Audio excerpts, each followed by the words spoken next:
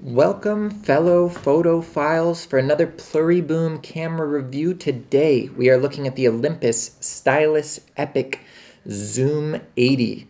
A mouthful of a name. This is a tiny camera.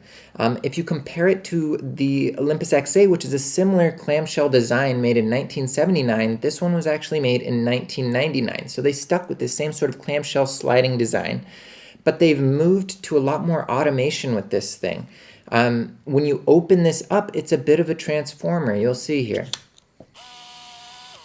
So the lens protrudes out, the light pops up, and all you have to do to take pictures with this camera is press this single button here. It'll autofocus, it'll auto expose, it'll choose the proper settings, and I've actually had a great experience with that. I've never had it give me a bad photo. You zoom in, you zoom out with this little rocker knob here. And when you're done using the camera, you just push this little slide in a little bit and it'll protrude itself back in, and then you slide it closed. Now, the other really nice thing about this camera is loading the film.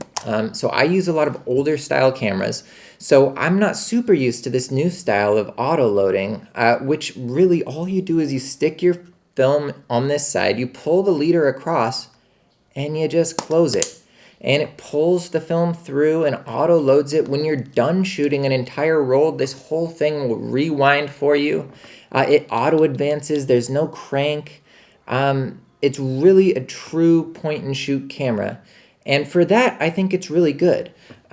Today, you see this camera going for $150, $200, some crazy prices on eBay for this camera. I bought it for $5 at a thrift store just probably 5 years ago.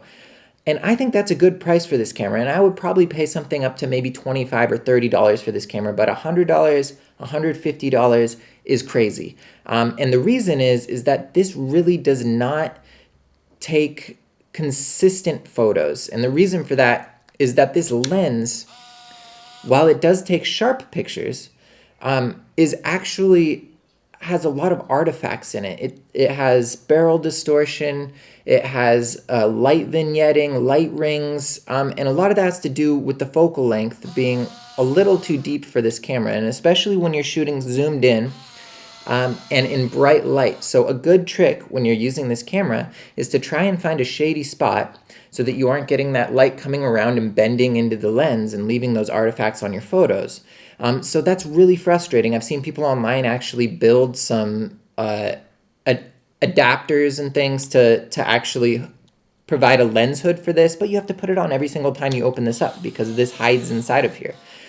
So overall, I think this is a great little point and shoot camera, and if you can get it for a cheap price, I think it's awesome, and it's a fun experience to shoot with. But for the prices that you're seeing it today, for $100, $150, no, don't get this camera. Get something else. You can find cheaper point and shoots. It doesn't matter. I mean, a point and shoot is really just something that you're trying to take quick photos with. The quality isn't really your top priority. And I wouldn't find myself paying that much money for it. I'm going to show a few pictures that I took with this camera on different types of film, and if I can, I'll try and list what those films are. But I carry it around with me every now and then as just a really convenient thing. It's the type of camera you can hand to someone else, and they can easily take a photo of you. They don't have to figure out how a rangefinder works or how to properly focus your obscure film camera.